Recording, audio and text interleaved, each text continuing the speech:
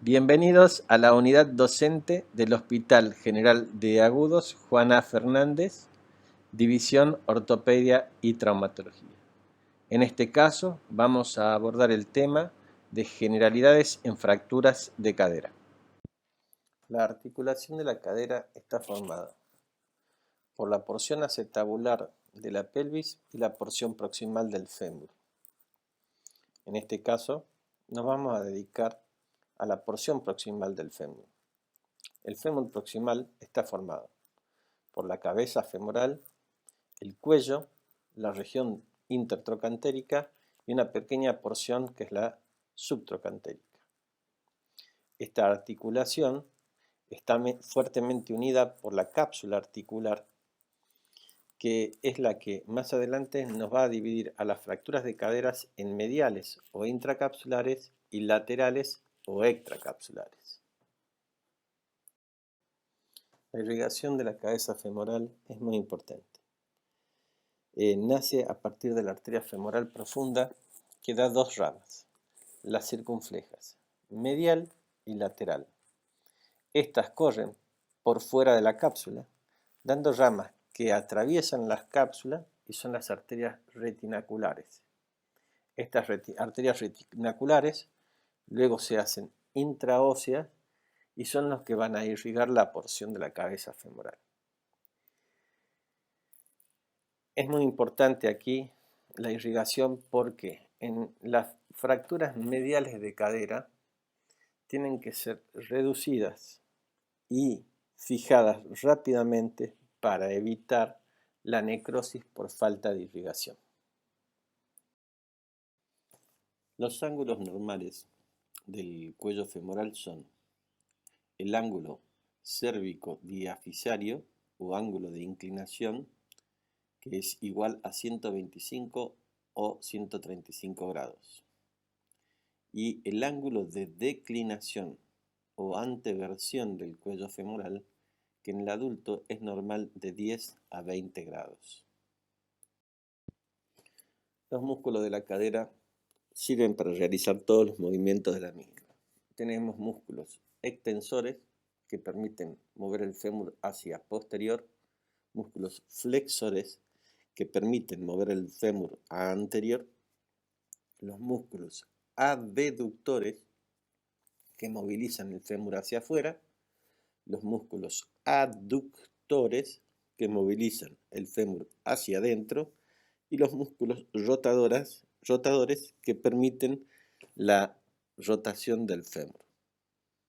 En el examen físico del paciente hacemos una exploración meticulosa de la marcha y la simetría, evaluando la altura en decúbito de pie, de las crestas ilíacas, de los trocánteres y la simetría del pubis. Evaluamos si hay alguna alteración de la marcha y si esta alteración tiene que ver con las caderas.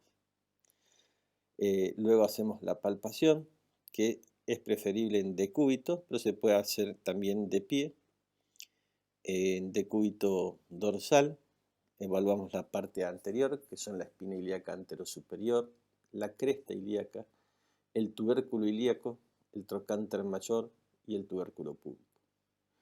Luego lo hacemos acostar al paciente en decúbito ventral, donde evaluamos la parte posterior y evaluamos la espina ilíaca posterosuperior, el trocánter mayor, la tuberosidad isquiática, la articulación sacroilíaca. Y en decúbito lateral, donde evaluamos la cresta ilíaca, ambas espinas anterosuperiores y posterosuperiores, el tubérculo ilíaco, el trocánter mayor y sobre todo la bursa. En el examen de la movilidad de la cadera evaluamos la flexión, que normalmente es de 120 grados, la extensión, que lo hacemos en decúbito ventral, que normalmente es de 20 a 30 grados, la abducción, que es de 45 grados en decúbito dorsal, la aducción, también en decúbito dorsal, que es de 35 grados, la rotación externa y rotación interna, que se explora tanto en extensión como en flexión de cadera, y que normalmente para la rotación externa es de 45 grados y para la rotación interna de 35 grados. Aquí podemos ver algunos gráficos en donde evaluamos la flexión de cadera que se hace en decúbito dorsal con un miembro en extensión, y la cadera a explorar se las lleva a la flexión, que normalmente es de 120 grados. La extensión de caderas que se explora en decúbito ventral, con una mano se fija el sacro y con la otra mano se extiende la cadera, y normalmente es de 20 a 30 grados de extensión. También evaluamos en el otro gráfico la abducción con el paciente en decúbito dorsal y la aducción con el paciente en decúbito dorsal. En estos gráficos podemos evaluar cómo se hacen las maniobras de rotación interna en extensión. También hay que hacer en flexión la rotación interna y la rotación externa en flexión y en extensión. Y en el gráfico número 2 podemos ver la exploración de la marcha y cómo se va modificando la altura de la pelvis a medida que el paciente va caminando. Bueno, acá iniciamos con lo que son las fracturas de cadera. Decimos que hay una fractura de cadera cuando hay una solución de continuidad en la porción proximal del fémur. En la imagen, en la figura A de la imagen, podemos ver la cápsula articular, y en la figura B podemos ver una solución de continuidad. Esta solución de continuidad está por fuera de la cápsula articular, o sea que sería una extraarticular o fractura lateral de cadera. En cuanto al mecanismo lesional, la caída de propia altura es la principal causa de fracturas de cadera, pero también puede ser por una fuerza directa sobre el trocánter mayor, en el paciente que tiene un accidente a gran velocidad, en moto por ejemplo, o el paciente que cae sobre su trocánter mayor, una fuerza torsional sobre la diáfisis femoral, en aquel paciente donde se le traba la pierna o la rodilla y gira sobre la cadera, y la tracción del psoas ilíacos, los músculos aductores y abductores, contribuyen a la configuración del trazo de fractura.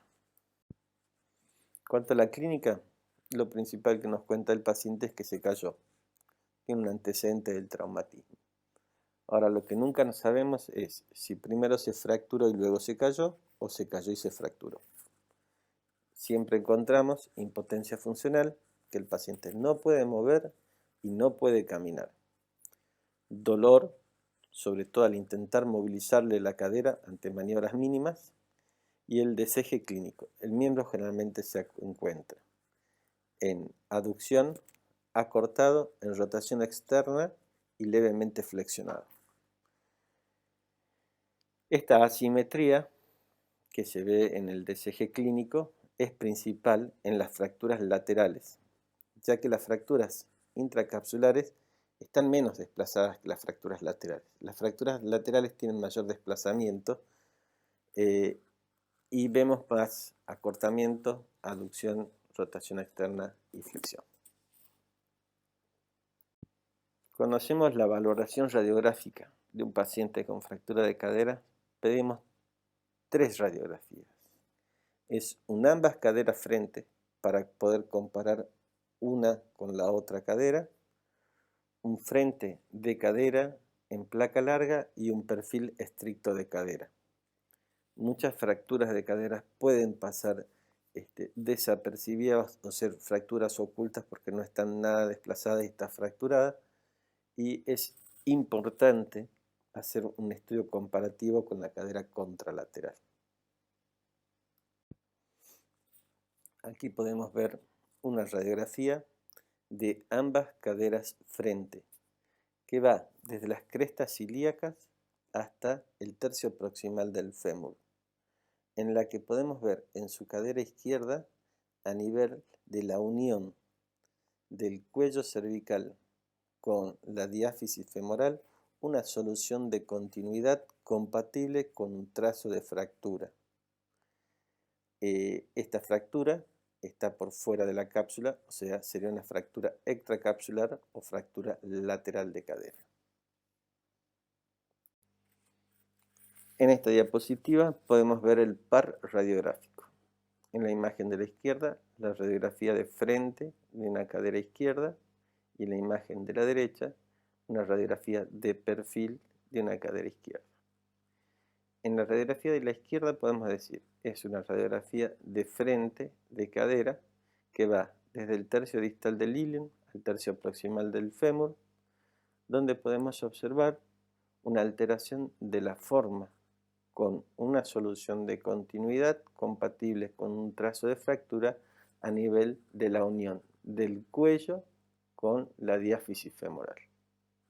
En la imagen de la derecha podemos decir que es una radiografía de perfil de cadera que va desde el tercio distal del ilion al tercio proximal del fémur, donde observamos una alteración de la forma con una solución de continuidad compatible con una fractura de cadera a nivel de la unión del cuello con la diáfisis femoral.